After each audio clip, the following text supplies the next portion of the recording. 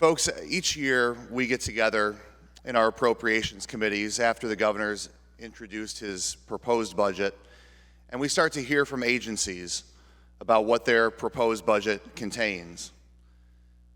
We ask questions, we offer input, we hear revisions, we talk about what the next year might bring.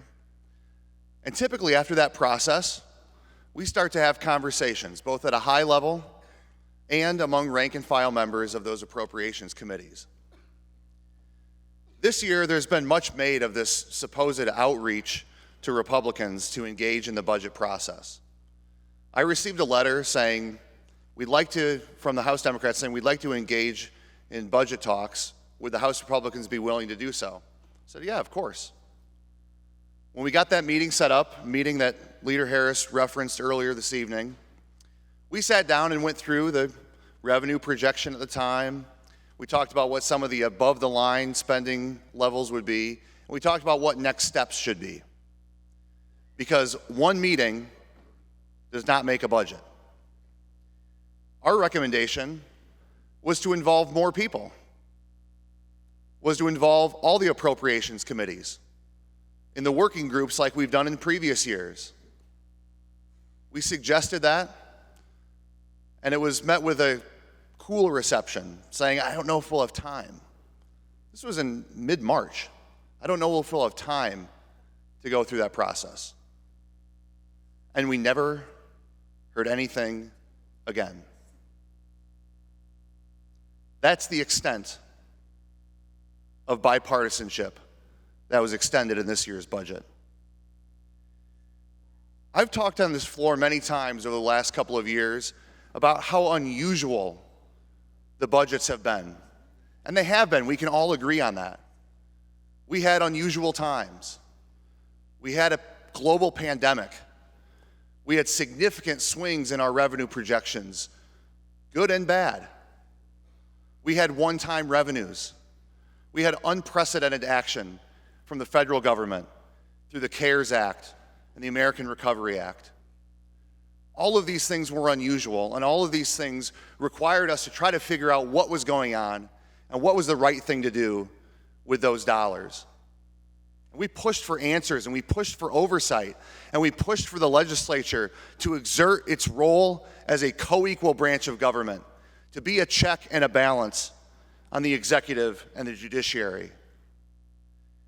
Those unusual aspects of previous year's budgets have also made comparisons year to year very difficult.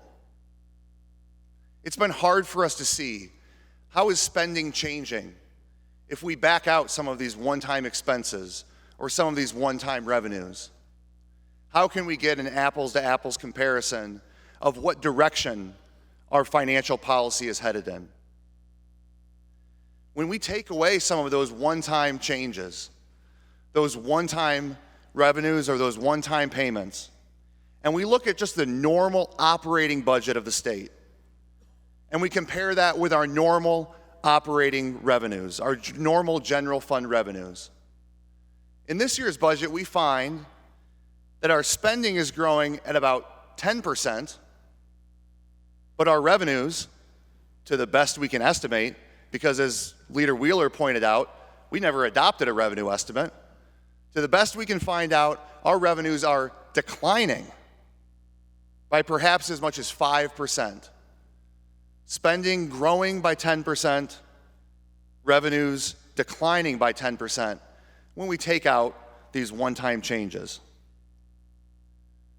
The reason that's important is because if we think back to just a year and a half ago, Governor Pritzker and many of you were going around the state of Illinois urging voters to approve a $3.5 billion tax increase. And your argument at the time was without that tax increase, we would need draconian cuts. Or, as the Lieutenant Governor threatened, we'll raise taxes on every person in the state to make up for that revenue. Voters of both political parties, Republicans and independents and Democrats, voters rejected that tax increase. Voters said, no more.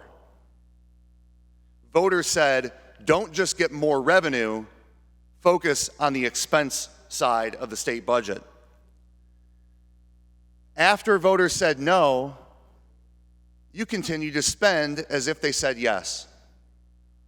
The budget you passed the year that question was on the ballot originally relied on $5 billion in borrowing to make it work.